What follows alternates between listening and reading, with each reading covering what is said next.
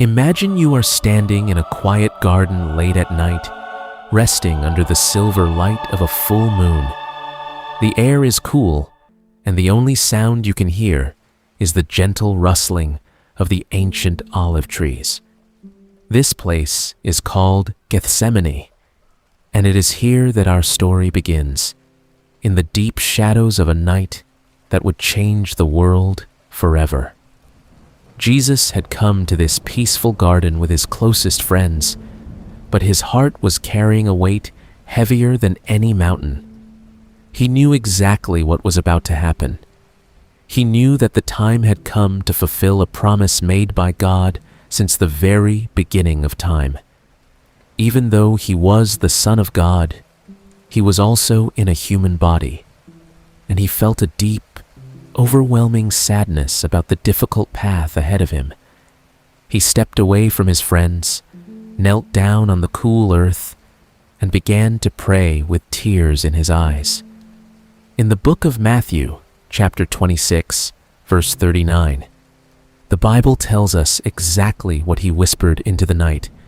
"My Father, if it is possible, may this cup be taken from me, yet not as I will, but as you will."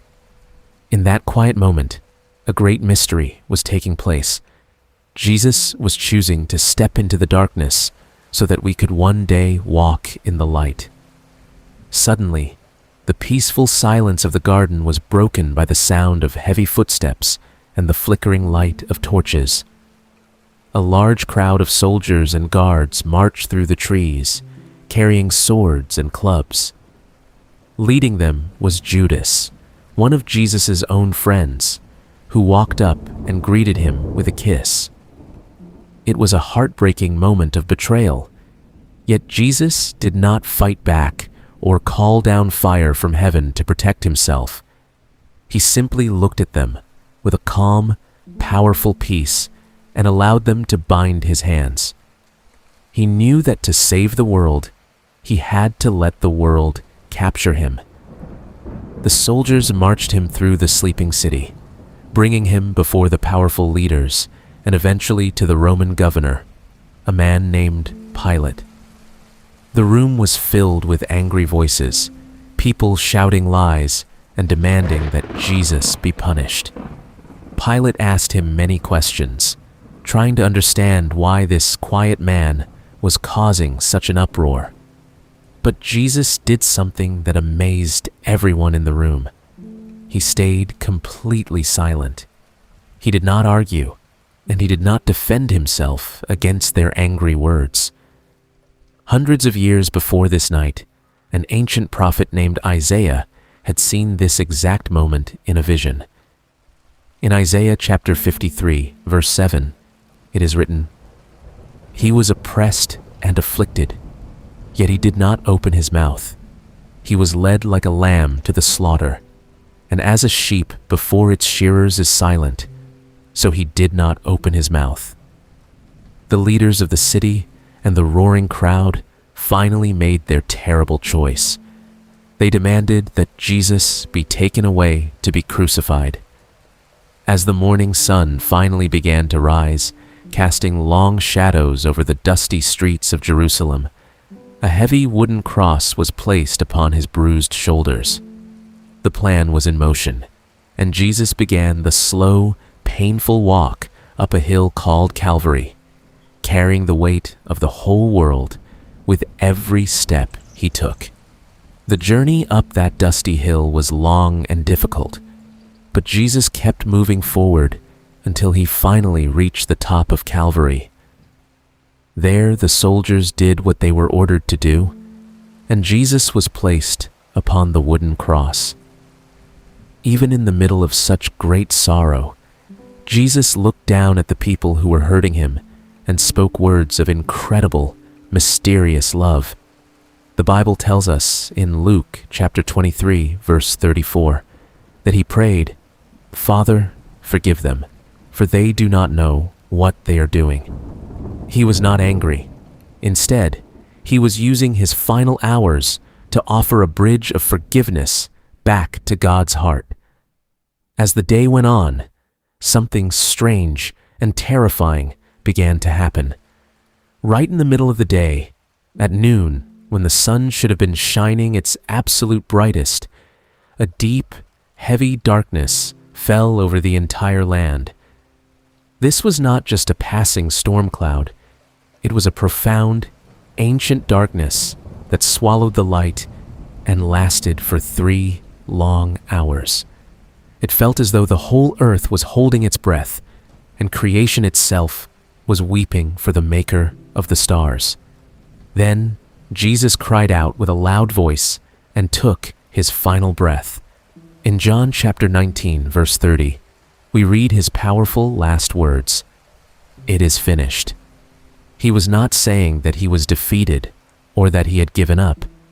He was making a magnificent announcement to the heavens and the earth that the ancient promise was completely fulfilled. The heavy burden of the world had been lifted, and the great work of love was completely done. The very moment his earthly life ended, the ground began to shake and tremble beneath the people's feet, cracking the rocks around them. Deep inside the great temple in Jerusalem, a massive, heavy curtain that had always separated the people from God's holy presence suddenly tore right down the middle, from the very top to the very bottom.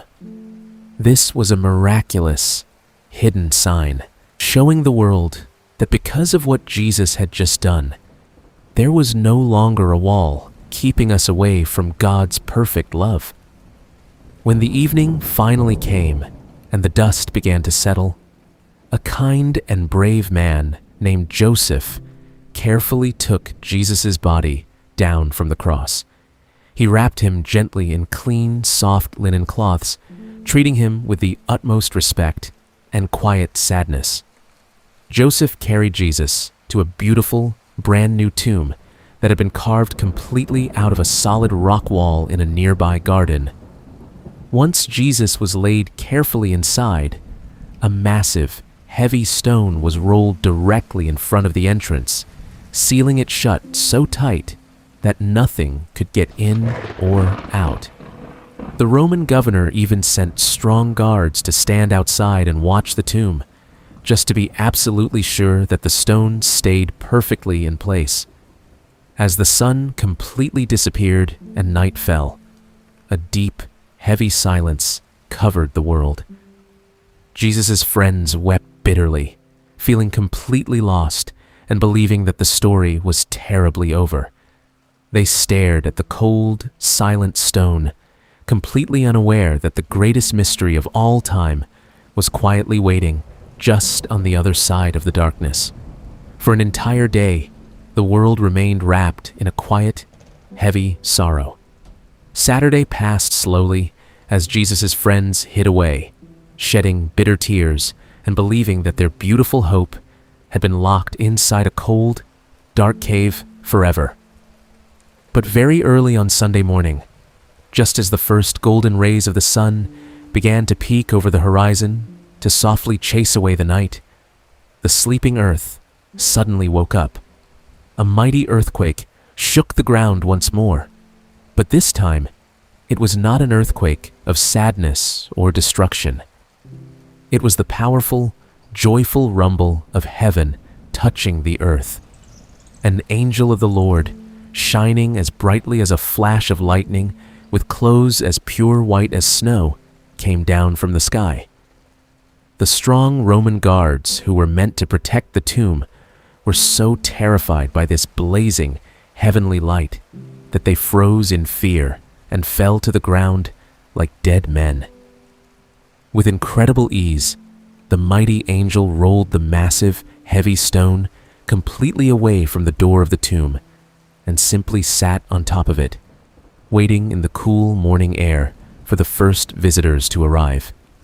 Just at that moment, some of Jesus' closest friends, a group of brave and devoted women, were walking to the garden with heavy hearts, wondering who would ever be able to help them move that heavy stone. But as they stepped through the trees, they stopped dead in their tracks. The tomb was wide open. They carefully stepped inside the cool, rocky cave, and their breath caught in their throats. The tomb was completely empty. Jesus was not there. Only the soft linen cloths he had been wrapped in were left behind, neatly folded in the quiet space.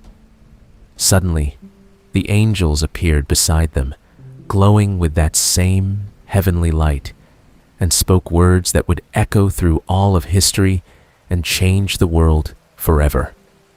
In Luke chapter 24, verses 5 and 6, the Bible tells us the magnificent question the angels asked, "Why do you look for the living among the dead? He is not here. He has risen." The great, ancient mystery was finally revealed. The stone was not rolled away to let Jesus out. It was rolled away to let the world look inside and see that death had been completely defeated. Jesus had stepped out of the darkness and back into the light, entirely alive and full of glorious power. This beautiful, ancient story is not just a tale from the distant past. It is a profound truth that changes everything for us today. The great lesson of the empty tomb is that no matter how incredibly dark the night becomes, or how heavy the stones in our own lives may feel, God's light is always, always stronger than the darkness. We all go through moments in our real lives where we feel lost, sad, or trapped in difficult situations, feeling like hope is gone and the story is completely over. But just like that quiet Saturday, when the friends of Jesus thought all was lost, God is constantly working behind the scenes, patiently preparing a beautiful, golden sunrise for our very darkest nights. Because Jesus walked out of that tomb, we are given the promise that our mistakes can be forgiven, our broken hearts can be healed, and our lives can be filled with an everlasting peace. Because the tomb is empty, our hearts can forever be full of hope, knowing that true divine love can never be buried.